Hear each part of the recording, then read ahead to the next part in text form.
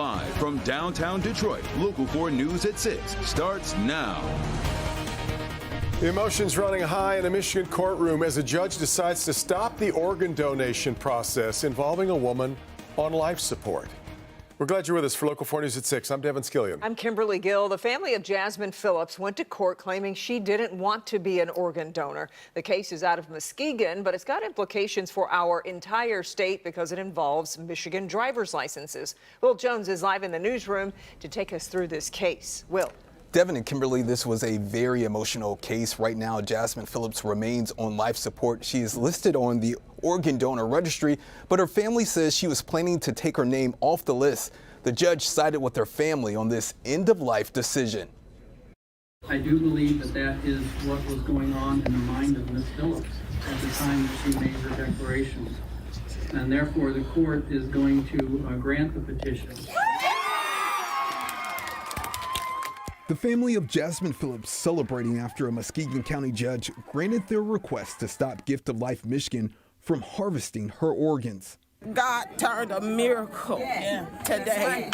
She is still, and she belongs to us, not to the state. I am overjoyed. According to the family's attorney, Phillips went to the hospital on February 14th complaining of a headache. 16 hours later, it was determined that she had too much swelling on her brain and no activity. This was what her desire was, to not have her organs taken from her. Attorney Michael Oakes says Phillips expressed to numerous people her desire to not donate her organs. However, Gift of Life Michigan has a different view.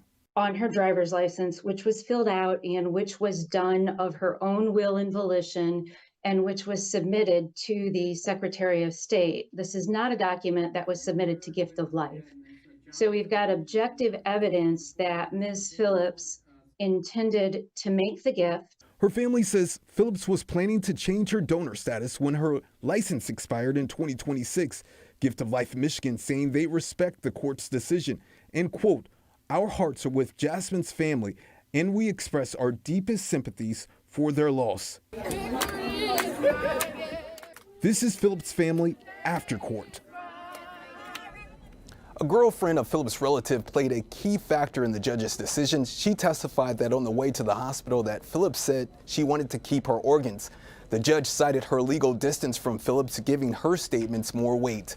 Live in the newsroom, Will Jones, Local 4. Will, for those of us who have signed up to be organ donors, what can we do to make sure that, our wishes are honored? Kimberly, it's important that people communicate with their families, make it very clear what your decision is. You can sign up to be a donor online, by mail, or in person with the Secretary of State, and you can do the same to remove your name from the registry. Kimberly? Okay, Will, thank you. A lot of important legal battles are fought before a trial ever begins, and that is what is playing out in the case of the father of the Oxford school shooter, facing the same 4 counts of involuntary manslaughter his wife Jennifer faced and was convicted of earlier this month. James Crumbley's defense attorney wants an entirely different outcome for her client, of course, and she is showering the court with motion after motion right now to try to keep some evidence out and other evidence in this case. With more on what she's asking for, Rod Maloney, who sat in on today's first major motions hearing. Rod. Yeah, Devin, it's been busy out here. In the last couple of hours, the judge granted a motion by Maria Lehman, who was James Crumbley's defense attorney, asking for more preemptory challenges. That means that when they go to panel the jury, that they can actually exclude more people if they don't like the answers they're getting. The judge said yes to that. They want to change the venue. There was this file last night to keep the shooter's journal and text messages out of the case. And then we had the hearing this morning, which talked about the exclusion of still more evidence. Assistant Prosecutor Mark Keast told the judge why he's asking for 2 former students to testify. But they saw a student dressed in all in black. RF saw the gun raised.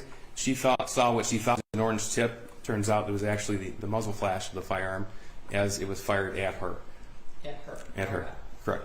Both were wounded, both survived, obviously. Maria Lehman's concerned, since the judge already approved showing the security video to jurors without audio, that the students' stories will inflame their emotions. When it comes to these 2 students, their testimony, even if the court finds it relevant, is unfairly prejudicial to James Crumbley. Judge Matthews said she'd rule on this corner of the case soon. Meantime, the shooter has an appeals attorney who will not allow him to testify in his father's case, prompting her to file another motion looking to exclude the shooter's journal and text messages and other mental health information, stating, quote, admitting evidence without Mr. Crumbley having the opportunity to cross-examine the writer violates his constitutional rights to due process. If the court is inclined to allow portions of the journal pursuant to a prior ruling, texts between the shooter and his friend, and texts between the shooter and his mother, despite there being no evidence that Mr. Crumbley was aware of any of them, then the court must also allow the defense to cross-examine witnesses with information learned from the protected records, end quote.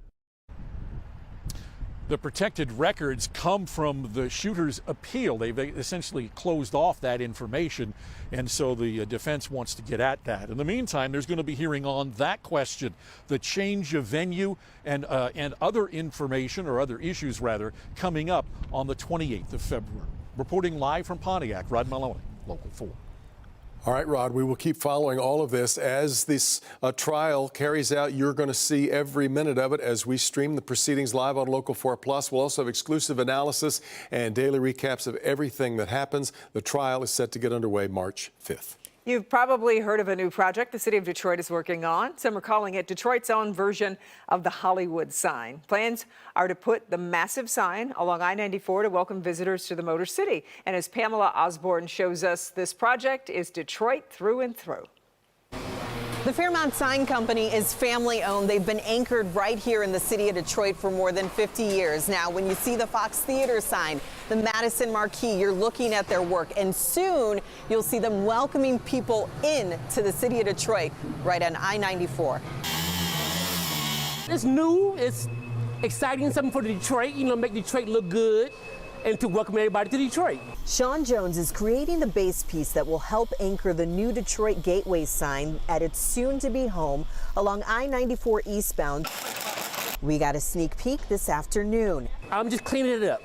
It's the base of the letter that the letter would sit on. And I gotta tell you, there's so much care that goes into each and every letter. This is a template, and the template is cut by a machine, so it's pretty precise. James Schmidt was triple checking to make sure the O looked just right.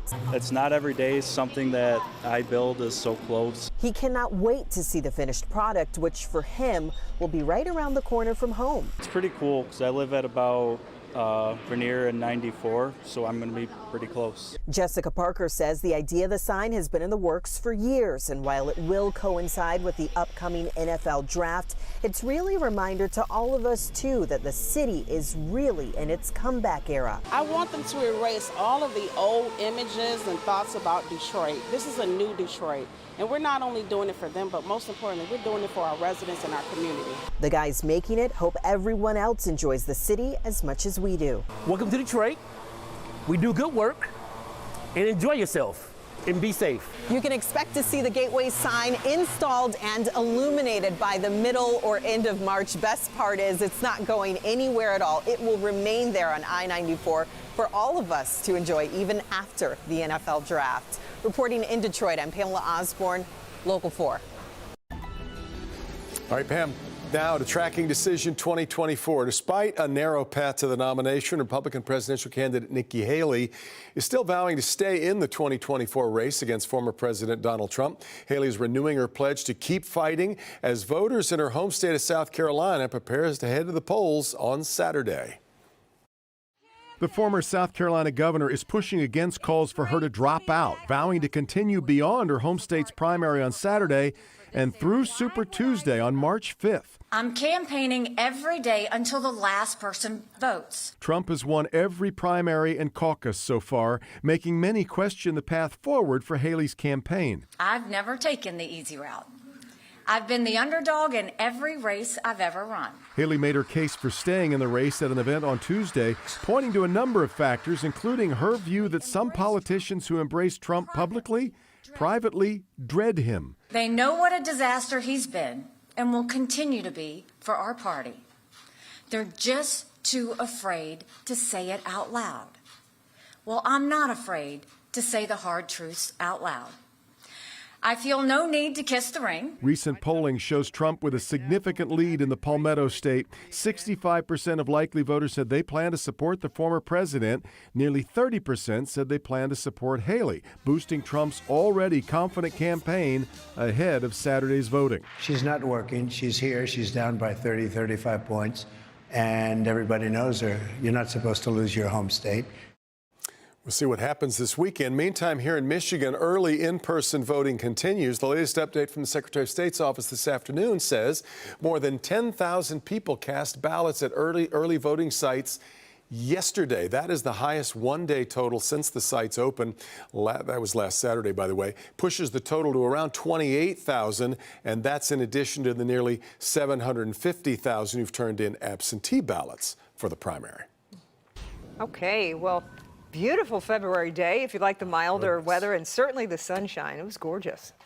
For the crowd that likes to get in shorts on a winter's day. This was it. This is it made sense today for some, at least anyway. Let's check things out with Kim. I know, I said this during the 5. It's so funny when we get, a 50 or 60 degree day in February or in the wintertime and you see people in shorts, and then you also see people who are still bundled up as if it's, 15 degrees. So you kind of see it all this time of year. 56 in Detroit, 57 in Howell and Pontiac, and 58 in Adrian. Well, we've dropped back down into the upper 50s, but a few places did get into the low 60s today, including downtown Detroit, out at Metro. Adrian was at 61, now down to 58. The sun is just now setting, so those temps will drop, although we're only going to the low 40s tonight, which our low tonight is higher than what our daytime high should be. That's 38. We've got mostly cloudy skies, still a few breaks of the sun. That's why our temps did get into the 60s today, is that we had those breaks of sun through the clouds that warmed us up, and also some southerly winds. But rain is now off to our east. There's another chance of rain tomorrow. And then we have more 60s on the way. I'll tell you when, coming up.